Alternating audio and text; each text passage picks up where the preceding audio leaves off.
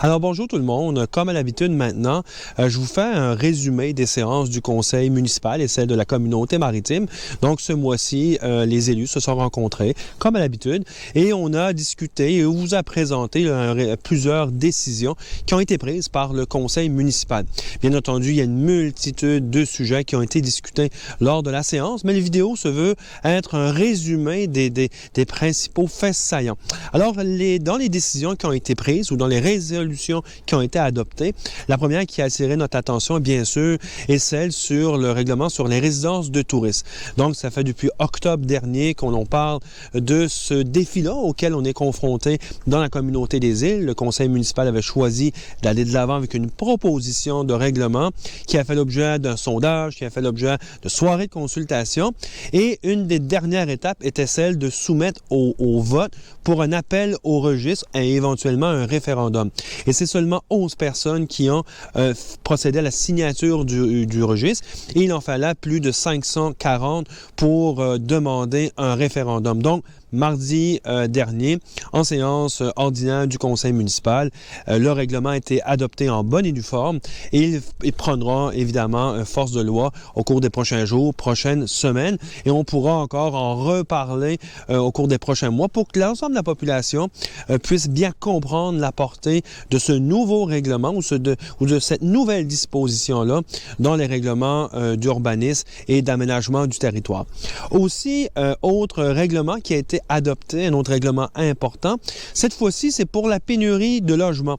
On sait tous, depuis plusieurs années, on est confronté avec une grave pénurie de logements sur le territoire des îles. Il y a eu beaucoup d'interventions qui ont été faites par la communauté maritime, par la municipalité, mais aussi par nos partenaires. Donc, on a mis des programmes de l'avant pour stimuler la construction. Évidemment, un programme de remboursement des taxes pour une période de 5 ans. Et l'été dernier, dans le but d'aider les travailleurs et travailleuses à se trouver un logement, que ce soit de façon temporaire ou du moyen long terme, on avait injecté une première somme de 100 000 $ avec un programme qui visait à convaincre des gens qui avaient une chambre ou deux chambres chez eux à les loyer des travailleurs. Donc, on a fait une première phase avec un 100 000 $.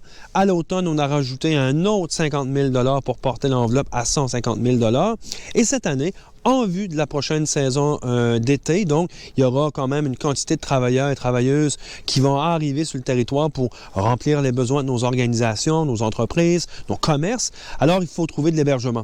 Donc, les élus ont décidé de réinjecter un autre 50 000 $ dans le règlement et, évidemment, faire un appel à projet au sein de la communauté. Donc, dans les prochaines semaines, vous allez entendre, avec des communications officielles de la municipalité, la procédure à suivre pour nous présenter des offres ou des possibilités si vous êtes intéressé à mettre en location une chambre ou deux chambres pour nos travailleurs. Troisième résolution qu'on a adoptée aussi d'importance lors de ces séances-là du conseil municipal, c'est celle pour autoriser le montage financier. Ça vient un peu lancer le début du processus qui va nous mener à des travaux pour le secteur de la falaise de Cap-au-Mole. Donc, on parle ici d'érosion des berges. C'est un projet majeur, 11,6 millions. L'ensemble de l'enveloppe budgétaire nécessaire pour le projet, c'est autour de 1,1 million d'investissements de fonds publics municipaux qui sera injecté sur une enveloppe de 11,6 millions.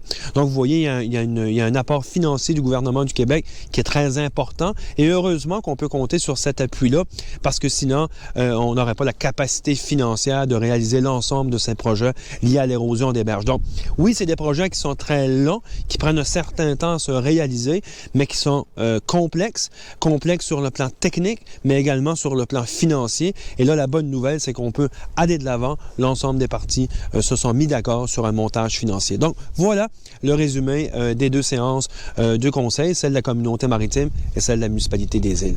À bientôt!